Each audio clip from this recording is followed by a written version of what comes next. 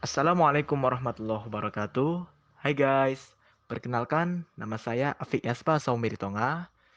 Saya berasal dari kelas EKI 2A dari kampus Universitas Islam Negeri Sumatera Utara.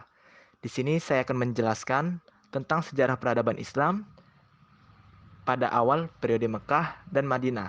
Nah, jadi kita di sini membahas tentang era Madinah ya guys. Baik, kita langsung kepada materi pertama, yaitu hijrah sebagai metode dakwah. Pada zaman dahulu guys, bangsa Arab sebelum Islam masuk, hidup bersuku-suku dan berdiri sendiri guys. Peradabannya tidak tertata, kondisi keagamaan lebih lemah daripada segi etika dan budaya. Namun, sejak Nabi Muhammad diangkat menjadi Rasul, dakwah untuk menegakkan Islam di Mekah sangatlah tidaklah mudah. Ada banyak yang harus dikorbankan, mulai dari pelecehan, mulai dari penghinaan, bahkan ancaman pembunuhan. Akhirnya, pada tahun 1 Hijriah, Rasulullah hijrah ke kota Madinah. Lanjut, pada waktu itu guys, Nabi Muhammad SAW memerintahkan pengikutnya untuk hijrah ke kota Yasrib atau dikenal sekarang sebagai kota Madinah. Tidak tersisa kecuali seorang mukmin berada di Mekah kecuali Rasulullah SAW, Abu Bakar As-Siddiq, dan beberapa orang yang memang diperintahkan untuk tetap di Mekah sampai ada perintah dari Allah Subhanahu wa taala. Hingga pada akhirnya Jibril turun membawa wahyu seraya mengabarkan persengkokolan kaum Quraisy yang hendak membunuh Nabi Muhammad SAW. Akhirnya guys, Rasulullah menemui sahabat karibnya, yaitu Abu Bakar As-Siddiq, agar mempersiapkan segala sesuatu yang diperlukan dalam perjalanan. Nabi Muhammad SAW juga menemui Ali bin Abi Thalib dan meminta kepadanya agar tidur di kamarnya untuk tujuan mengelabui musuh yang berencana membunuhnya. Jadi waktu itu guys, Nabi Muhammad rencananya akan dibunuh oleh kaum kafir Quraisy. Pada malam di hari Senin, Nabi Muhammad ditemani Abu Bakar dalam perjalanan menuju Yasrib atau sekarang kita kenal dengan kota Madinah. Keduanya singgah di Gua Thur untuk menghindar dari pengejaran kaum kafir Quraisy yang berniat buruk.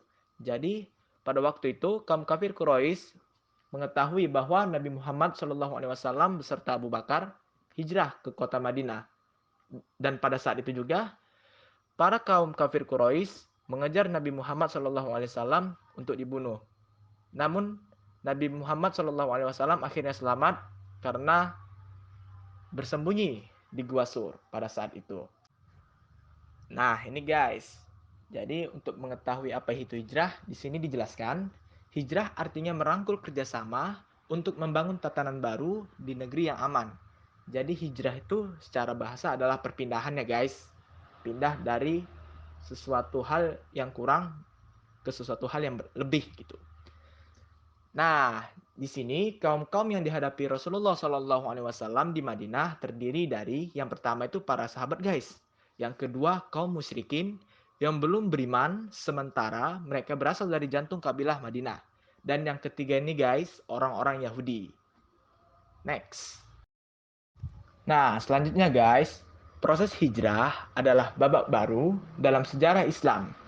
Pada periode Madinah menjadi kekuatan politik, Nabi Muhammad SAW mempunyai kedudukan sebagai kepala negara dan juga kepala agama guys. Jadi titik puncak perkembangan Islam dimulai dari hijrahnya Nabi Muhammad ke kota Madinah ya guys. Oke, selanjutnya setelah hijrah, Nabi Muhammad SAW membangun sebuah masjid. Masjid pada zaman Nabi Muhammad bukan hanya tempat sholat semata, tetapi juga tempat lembaga pendidikan guys.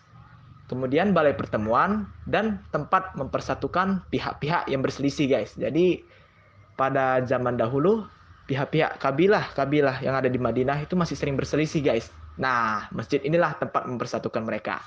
Nabi juga mempersaudarakan kaum muhajirin dan kaum ansor. Dengan demikian, setiap muslim terikat dalam satu ikatan tali kekeluargaan. Nah, ini selanjutnya guys. Di sini salah satu strategi Nabi Muhammad untuk mempersatukan kaum-kaum yang ada di kota Madinah yaitu dengan membuat konstitusi Madinah atau piagam Madinah. Nah, isinya itu yang pertama yaitu semua kelompok yang menandatangani adalah suatu bangsa kesatuan. Yang kedua, Apabila salah satu kelompok diserang, maka kelompok lain membela guys.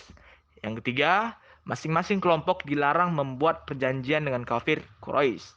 Keempat, masing-masing kelompok bebas menjalankan agama tanpa ikut campur kelompok lain. Selanjutnya guys, yang kelima, kewajiban penduduk Madinah saling membantu baik moral maupun material. Dan selanjutnya yaitu yang keenam, Nabi Muhammad adalah pemimpin dan beliau menyelesaikan masalah antar kelompok yang ada. Nah, selanjutnya kita masuk ke materi yang kedua guys, yaitu nilai-nilai pendidikan dakwah Rasulullah. Jadi guys, pada zaman dahulu, nilai-nilai pendidikan dakwah yang dilakukan oleh Rasulullah, yang pertama itu adalah kesabaran, yang kedua itu adil, jujur, dan terpercaya, dan yang ketiga guys, musyawarah, menghargai pendapat orang lain. Baik, hanya ini saja yang bisa saya sampaikan. Lebih dan kurang saya mohon maaf. Semoga materi yang